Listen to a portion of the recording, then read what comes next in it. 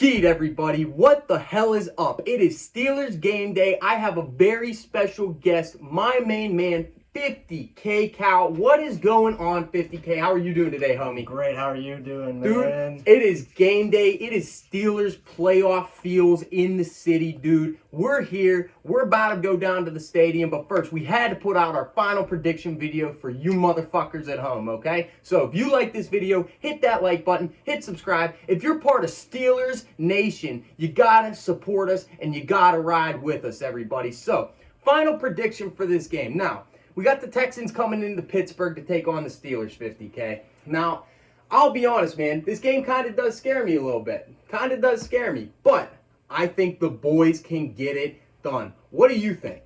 I agree, man. This game also scares the shit out of me, dude. This defense we're going against tonight, Texans, man, they have been elite all season.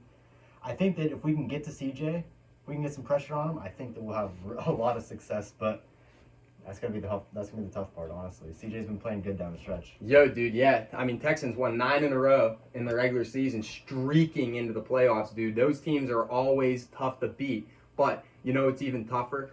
Going on the road to Pittsburgh and having to play the Steelers at Acrisure, Heinz Field, Three Rivers. I don't give a fuck what you want to call it. You got to come in here and you got to prove it to us. That's what I'm saying. So, some of the key factors here in this game, I think that you hit it right off the head. I think we need to get CJ Stroud right off his spot early, and he needs to start moving. They need to start moving him off his spot early. They need to bring that pressure. I think personally, and I know we talked about this before, I think personally you start Herbig at that second middle linebacker position and send him through the gaps. What that's going to do is also hesitate that run if they're not running traps to stop him. So I definitely think that is one way that the Steelers can definitely start getting some pressure up the middle, dude, is by bringing Herbig into the game. I 100% agree. If we can blitz Herbig up the middle like we did last week against Baltimore, I think that'll be huge for our pass rush. I'm not really too worried about the run game with the Texans, so I want to see Peyton Wilson out there a lot to cover. But yeah, man, I think this is going to be a low-scoring game. It's going to be fun. It's going to be fun. Definitely going to be fun, dude. Cold as shit in Pittsburgh tonight. I think we got the feels at like 20 to 15 degrees, somewhere around there. Don't you worry about me and 50K. We're going to be warming it up for you, all right? So, definitely Peyton Wilson is going to be a factor in this game. And I think it's about time because the last 3 to 4 weeks, he's kind of slowed down a little bit but I'll tell you what, throughout this year, though, he's been having a phenomenal season, man. I do love me some Peyton Wilson. Another key factor here, man, that running game of the Texans, dude. I mean, they got Chubb, they got Woody. I mean, they got guys there that can definitely move that football and stuff on the ground too. And that scares me a little bit, especially with it being a colder game and the Steelers' lack thereof run defense. Now, I know we've been doing better in the last part of the year, but definitely cause for concern. What do you think about the run game of the Texans going against the Steelers, dude? They got a lot of guys, like you said. They're going to switch it up a lot. I think that we can stop the run game. I'm more worried about their passing game with CJ, Nico, all them guys. And our secondary last week looked pretty shaky. Looked like they didn't know what they were doing half the time out there. So let's hope we can figure that one out and stop the big play. For sure, man. No, I agree for sure. And we need Ramsey to start stepping it up, dude. I know that you were talking about that earlier. I'll let you have that. What do you think about Jalen Ramsey these past few weeks, dude? I mean, he's had an okay year, but yeah, the last few weeks he's made some stupid mistakes. Like he's gotten burnt. Just holy cow, man! Like I don't understand how he's gotten burnt as bad as he has the last couple weeks, but. Hey man, I think he can tighten it up. I like him at safety, but they can't put him at safety right now. We need an extra corner out there with JPJ and Pierre. We can't have James Pierre being the guy making plays at corner. If that is the case, we're gonna lose. We're not gonna be able to beat them if James Pierre is the star player in the defensive backfield. Now, I personally look for there to be 2 to 3 Steelers specifically on defense that are going to come out and can change the game. Those, of course, being TJ Watt, the other being Alex Highsmith, and the other one may be surprising. I think it is rookie Derek Harmon. I know everyone thought I was going to say Cam Hayward. Cam Hayward shows up every week to play. I don't have to worry about that. But I'm telling you right now, if Derek Harmon shows up, and he stops that run, and they have to start moving play action. We already saw him run down Lamar Jackson last week. You don't think he can do that to C.J. Stroud? You're sure out of luck, buddy. So, what do you think about who are some of your key defensive pieces for the Steelers to be able to get this done today, bro? Joey Porter Jr., number one, locking somebody up. Hopefully it's Nico Collins. Hopefully he's following Nico Collins all game. Put him on an island. Let's let JPJ work. He's been good all season. Obviously TJ Watt. If TJ Watt can just make that one big splash play that he seems to do every week, and that might be all we need in this game.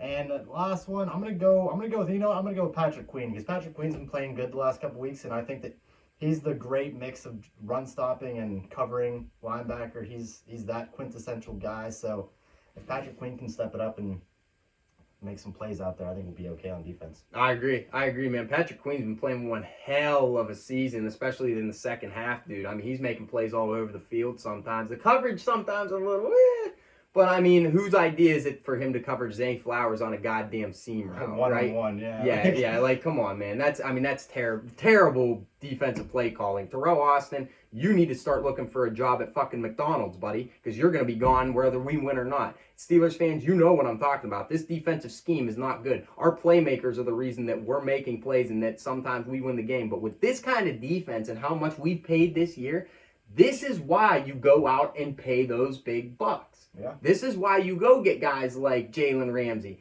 Darius Slay was here, and was he? Because that guy, like, he didn't even show. But you go and get these guys. You bring in an Asante Samuel for moments like this. You know what I mean? Duggar. Yeah, Kyle Duggar. You go and get guys like that. Exactly. So I definitely think if our defense can hold up together and just stop that run in the first half, and then not have to worry about that play action, which is going to help out that secondary, and then those front four can pin their ears back and go. If we can get that, we got a good shot to win. Now, let's move over to the offense here, 50K. Now, what offense are we going to get? What offense are we going to get? I get it. DK Metcalf's coming back. The deep ball opportunities could be there, but we're also going against a very vaunted defense and the man, the myth, the legend, Derek Stingley, dude, who I personally think is the second best corner in the game right now. I really do. I agree. I think that he is a lockdown, and Christian Gonzalez is up there, man. I mean, you could put a bunch of guys in there, but Stingley's name is in that hat for sure, dude. So, I mean, what offense are we going to get? I personally don't know, but if we get the offense that came out and started playing amazing against the Lions and stuff, I think all bets are off. You don't know who the hell is going to win this game then. I know, I agree. If we get that offense from the Lions game, even if we get the offense from the fourth quarter of that Ravens game last week, yeah. Like, hey, Rodgers has been looking amazing, dude. If Rodgers can come out, play his game, get the ball to DK. I want to see Adam Thielen out there because I don't trust MVS as much as I'd like to. But yeah, we have those three guys, Austin, Thielen, DK on the field all at the same time. I like our chances in the throwing game. Man, Thielen, reliable target, dude. I mean, he's reliable. And the thing is, you get a guy in Thielen where, yeah, his athleticism definitely isn't the same. I mean, he's not the same player he once was, especially for the Vikings or even for the Panthers for that matter. But you get a guy that has been there, done that, got the goddamn T-shirt, you know what I mean, in big games. I mean, who remembers the Minneapolis Miracle game? The only reason that Stephon Diggs got that pass, if you remember, Stephon Diggs had like 4 for, I want to say, like 60, which isn't a terrible stat line. But in that game, Thielen had like 11 or 12 catches for over 100 yards to set up his wide receiver B, Stephon Diggs, to make those plays and everything at the end. That Hail Mary from Case Keenum, dude. So I definitely would love to see Thielen out there. I agree. But I gotta disagree with you who we need to target, dude. And here's my thinking. I think we need to target and get involved early. Pat Freiermuth, dude. Pat Freiermuth is one of the most underrated tight ends in the league. He has great route running. He can block downfield, especially if you can get that ball to Gainwell and put Freiermuth out in front of him against that secondary. Do not be surprised if Gainwell can make those moves, man, and he'll be gone. So I think that we need to utilize Freiermuth in the pass and also in the screen and short game as well as a blocker, and because we don't have Washington, and Washington's such a big target. I mean, he's such a big part of this offense, dude. I mean, we're gonna have some decisions to make whether we want to keep Freiermuth, Washington, like Jonnu Smith's gone. We need to understand that right now. Jonnu Smith, I don't even know why we got him in that trade for Jalen Ramsey, dude. Bring Arthur Smith in, who loves tight ends, and then he loves to not use them. And then he pitches him the ball. And then he turns into a fullback. Like, seriously. I mean, I'll be honest, I kind of like it when they pitch him the ball. I don't mind either. Yeah, he's kind of fast. I was gonna say I kind of like it when they pitch him the ball. If they want to move Jonnu Smith to like fullback, I'm open to that. You know what I mean? I really am. But what worries me the most here is the offensive line. Oh, yeah. The offensive line for the Steelers scares me, and not in the way I wish they would scare me. I wish that they would scare me like, damn, they're gonna beat the shit out of this other team. You know what I mean? Like, I'm worried about them. What I'm worried about is people not following their assignments. There being gaps and cracks in the line, and that immediately for a 42-year-old Aaron Rodgers is not gonna be good. That is not gonna be beneficial, and that is not gonna be winning football, dude. I mean, what do you feel about that offensive line, dude? I know we got a couple of studs up there, but I can't, off the top of my head, I can't remember which side Will Anderson plays on. But if he plays on, if he's over Fatanu, I'm okay. Fatanu might beat Will Anderson just super good, but that left side is the one that scares me. Broderick Jones is out; he had neck surgery. Dylan Cook stepped up and played very well ball, but he's a young guy. This is the biggest game of his career. Yeah. Following the last week's game, so I don't know. He needs to step up. If he can step up, I'm honestly okay. I like McCormick. I like our interior guys. I like Sayamalu. I like McCormick, and I like Frazier. But I'm worried about those tackles getting beat a lot. And that's the problem right there. If the Steelers do not stop Danielle Hunter tonight, yes, that's another big one. That is going to be a nightmare. The other guy on Texans defense, I'm a little worried about is Al-Aziz Sha'ir. Yeah. Al-Aziz Sha'ir. That guy's pretty good. Now, he's not the greatest tackler, but he is a great kind of dual sort of middle linebacker where you could send him on these gap blitzes and he can get there quick and beat guards and definitely beat around the center and stuff when he's shooting the A gap. But also, I kind of worry about Derek Stingley, dude. I'm not gonna lie. Derek Stingley, I said it before, he's one of those guys that, like, man, oh man, who's going to ascend to that number one corner in the league? Because right now, you kind of have, like, this group of... There's, like, three, I'd say. Yeah, there's, Surtain, yeah, Stingley. You got Surtain, Stingley. You got Gonzalez out there. But then you also got younger guys. Like, I mean, you got DeJean out in Philly. Yeah. He's really good. He's not up there quite yet. But I'll tell you what, his teammate, I think, is getting very close in Kenyon Mitchell. Oh, yeah. Quinyon Mitchell, yeah. Really good. So, I mean, back to the Steelers, though. I mean, that Texans defense is very vaunted, but I do agree. I think if that offensive line holds up, I definitely think that we could do something, dude. Who are some of the guys on offense that you think we need to get involved here early so we have them later in the game? Jalen Warren, Kenneth Gainwell. We get that running game started. Even if we start off some running the ball, it doesn't work out. Little slip pass, Kenneth Gainwell, or, like, honestly, either one of them can do anything. Like, I love this running back duo that we have. We better keep Kenneth Gainwell around. He's our MVP for a reason. Like, this is the best 1-2 punch the Steelers have had for a long time, honestly. Like, it's better than Najee Warren, in my opinion, by far. Yeah, exactly. Oh, night and day, man. And Gainwell is, like, I call him a unicorn, dude. Because, I mean, for his size... You would think that, all right, he can't split out or anything like that, but I mean, he has been as a receiver. Yeah, he's a great check down guy, but also running, 7 and outs and everything like that. Slants over the middle. He can do that, guys. I mean, he can do that. So we have weapons on there. I agree with 50K over here, dude. I personally think that if we get Warren and Gainwell involved, especially early, you're going to have those guys late. I'm not saying we ignore Metcalf. I'm not saying we ignore Calvin Austin or Freiermuth or anything like that. But I think if we start chewing up that clock and chewing up big yards on the run, man, it's the Steelers. Once that run game starts for the Steelers, and once it gets going where we're getting 4.5, 5, 6 yards a pop, getting an occasional first down run, right?